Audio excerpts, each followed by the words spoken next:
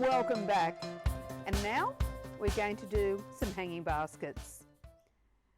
Don't be put off by hanging baskets. Nice, easy way to brighten up an area. Now you've got a few types of baskets.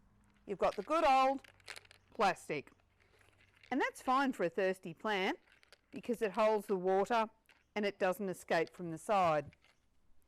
Whereas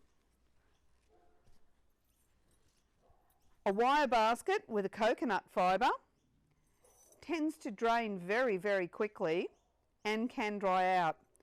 Now, most plants in a hanging basket do like to be watered regularly.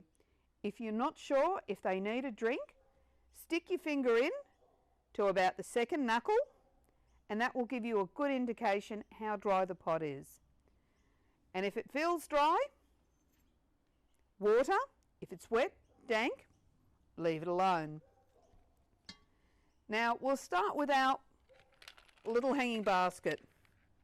Since it's only a small hanging basket, we're only going to put small plants in it because we don't want a too big a plant in a small basket where it's going to run out of room. And to make it bright and cheery, we're going to put annuals in there. So we'll be changing this every 4 to 6 months. And as long as we've got a good potting mix, we water regularly and we feed it regularly, we can keep it going for that amount of time, if not longer. Small amount of potting mix on the bottom. Now, just to make sure that we're going to make it very cheery, I'm going to use this pretty little Cineraria in the middle because the grey will make all the other colours pop. Tap him on the side, he pulls out. The roots are holding nice and firm, and we pop him in the centre. Now, so he looks bright and cheery, we're going to put round the side cascading trailing lobelia. Now these will fall down the side. The blues, the pinks, the mauves will look very pretty against our grey leaf, and the two different types of leaf will contrast and add another feature. When you're getting plants out of a punnet, push gently onto the base and that loosens it, and gently pull it out. The cell is usually fairly well full. Don't be tempted to just yank because you will break roots. So always pop and then give it a gentle nudge. Now, I'm going to put a little bit more potting mix through the base just to raise the level.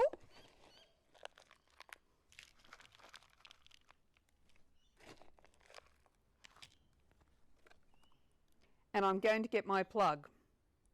Now again, I'm not going to tease the roots. These will come out quite easy and fill the pot. So I'm popping one in here, one on the opposite side, and I'm mixing it up for colours. They were my deep blues. Here is my light blue.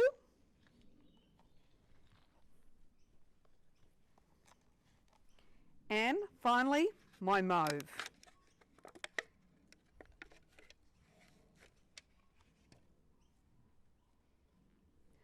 And the mauve will just give me another dimension in colour there. And I settle them all in. Make sure I'm happy that it's well rounded, even, before I start to fill. Often you see people who do one section first and work their way round, then discover that it's not quite even. They didn't like the colours. So I always like to sit them where they're supposed to go first, take a step back, have a look, and from there, give it the thumbs up and finish adding the mix.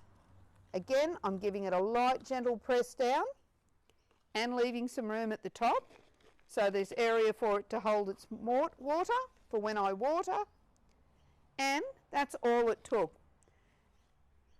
Now we'll come back to him in a few weeks and you'll see he will be a beautiful, lush hanging basket.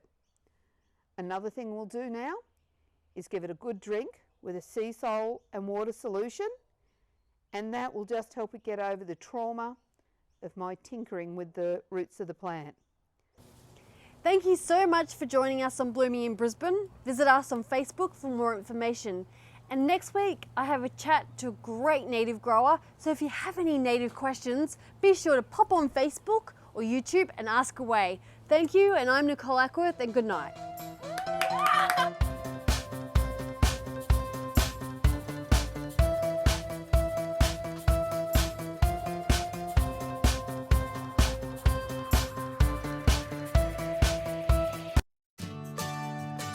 We know gardens.